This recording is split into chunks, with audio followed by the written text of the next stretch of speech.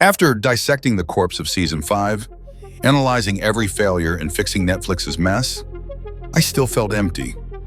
And I bet you do too, so I decided to go back to the beginning. Seasons 1 and 2 were pure gold.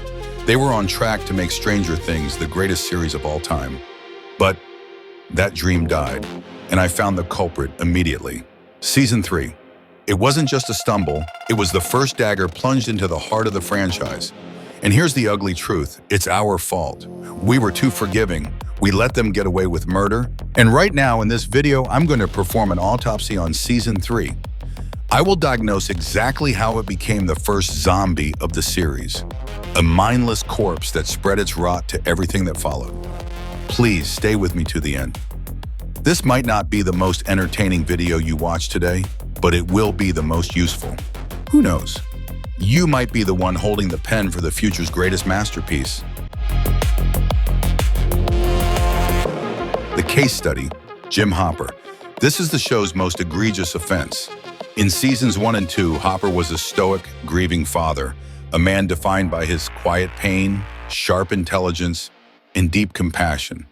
But in Season 3, he devolves into a toxic, middle-aged caricature, screaming, irrationally jealous, and acting like a giant man-child. The writers fell into the trap of Flanderization. They took a minor trait, his gruffness, and dialed it up to 10 for cheap laughs, accidentally turning a protector into a bully. Premises. His dynamic with Joyce lost all its nuance. Instead of two lonely souls finding understanding, we got cheap, loud sitcom bickering. Look who it is. Even worse was his bond with Eleven.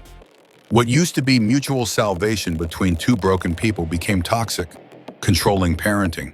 So how do we fix this? We apply the golden rule of screenwriting, show, don't tell. With Joyce, let him silently harbor the desire to be with her. Instead of screaming in jealousy, Hopper should be silent, out of fear. His gruffness shouldn't be aggression. It should be a clumsy defense mechanism for a man who has forgotten how to love correctly. He wants to fill the void Bob left behind, but feels paralyzed by inadequacy, leading to awkwardness and a desire to give up.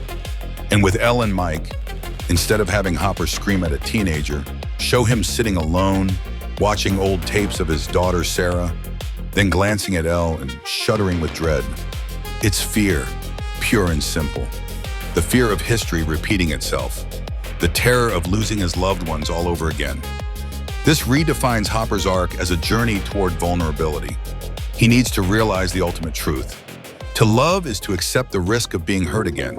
I want you to forget about sales. I want you to come work for me at the Hawkins PD. But Hopper is just the tip of the iceberg. We still have a lot of mess to clean up in Season 3. By some dark miracle, the Season 3 writers stripped Will of all his psychology and agency in this magnificent story. Oh wait, I forgot. He still had one role, a human radar. His main action across 8 episodes? Touching his neck. What the hell is going on here? If you asked anyone in Times Square who has the worst trauma in Stranger Things, they would undoubtedly answer, Will Byers. Look at his track record. In Season 1, he was trapped in hell, surviving alone against the Demogorgon. In Season 2, he was possessed by the Mind Flayer, forced to be a double-A agent, and tied up by his own family because his mind couldn't be trusted. Has any other character suffered like Will Byers? Absolutely not. Yet, they heartlessly sidelined him, erasing his importance and leaving him with nothing to do for the entire season. There is a fundamental rule in screenwriting. The character with the deepest trauma must have the strongest motivation. The Stranger Things writers violated this rule egregiously. It is frankly embarrassing. So how do we fix Will? Take me to him. First, we show Will becoming painfully aware of his own otherness. He receives constant concern and pity from his friends and family. But instead of comfort, it brings him irritation.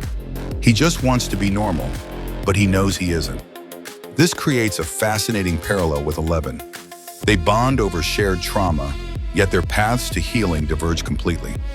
Elle is naturally suspicious, yet she moves closer to Mike for safety. Will, however, is naive and desperate for acceptance. This leads to the turning point, action.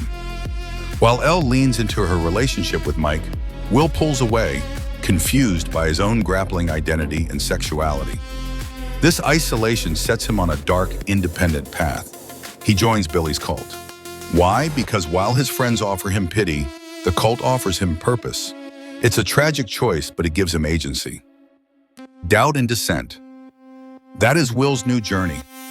Even though he may physically return to the safety of his friends and family by the end of Season 3, internally something has irrevocably changed.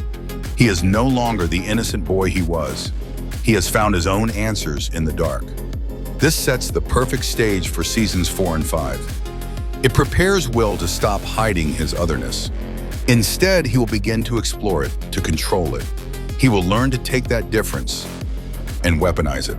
Is that enough? Far from it. We haven't even hit the halfway mark. Now we arrive at the critical failure. This is where the writer's laziness squandered the season's greatest potential. Billy Hargrove. Why? Let's rewind. Look at the Billy they molded. Effectively, he is just a monster in a box, a prop unleashed solely for jump scares. He lacks the most essential element, humanity. Yes, they tried to shoehorn in a tragic backstory about his mother, but it has zero connection to his character's goals or actions throughout the season. I'll tell you exactly why. I bet you felt it too. That weird awkwardness during the scene where Eleven dives into Billy's memories. It felt forced, didn't it? Like a puzzle piece that didn't fit. Let's look at this through a psychoanalytic lens. Billy Hargrove presents a textbook case of a distorted Oedipus complex. His mother is the lost angel, gentle, beautiful, but absent. Billy's core trauma isn't his father's abuse, it is maternal abandonment. According to Freud, this triggers a repetition compulsion.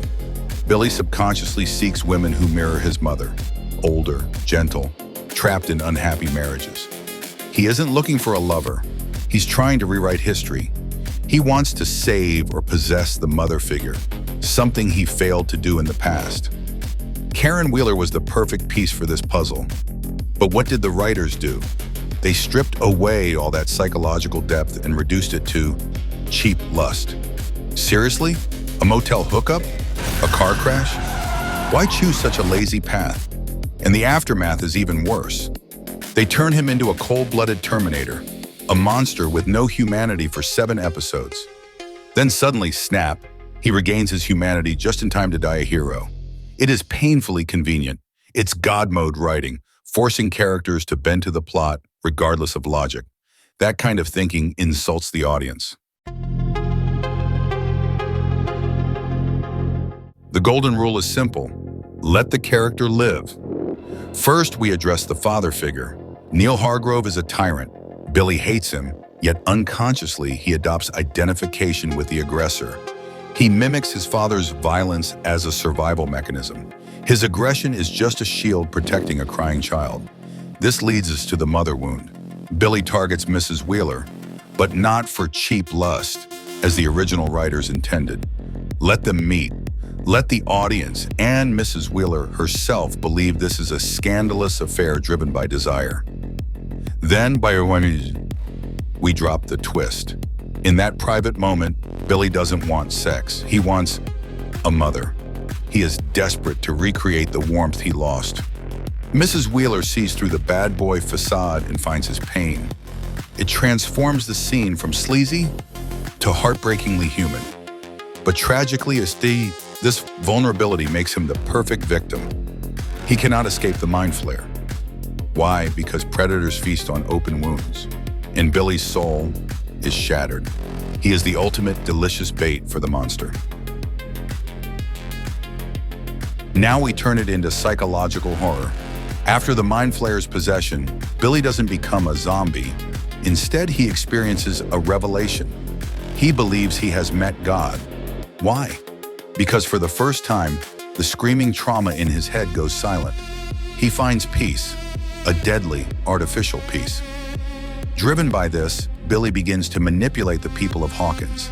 He doesn't use force, he uses salvation. He establishes a cult of revelation, promising to heal the brokenhearted. But in reality, this is the mind flayer's grand design. A new world order built on a hive mind control. This creates a terrifying dynamic for Hopper and the kids. They see the lies behind Billy's hollow sermons, but the town loves him.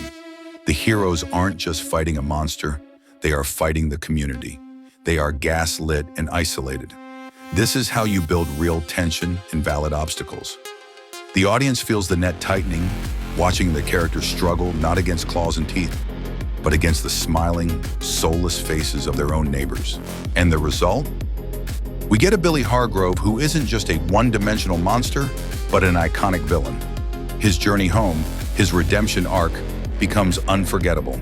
It culminates in a powerful moment of realization where he sees through the Mind Flayer's hollow promises of paradise. This establishes a profound core message for Season 3, one that the original version completely missed. Deception, no matter how sweet, never brings salvation. Only the truth can set you free. Do you think this rewrite fixes the season? Does it set up a better future for the show? Let me know your thoughts in the comments. And if you enjoyed this deep dive, please like, share, and subscribe. It truly helps the channel. I'll catch you in the next analysis. Thanks for sticking around till the end.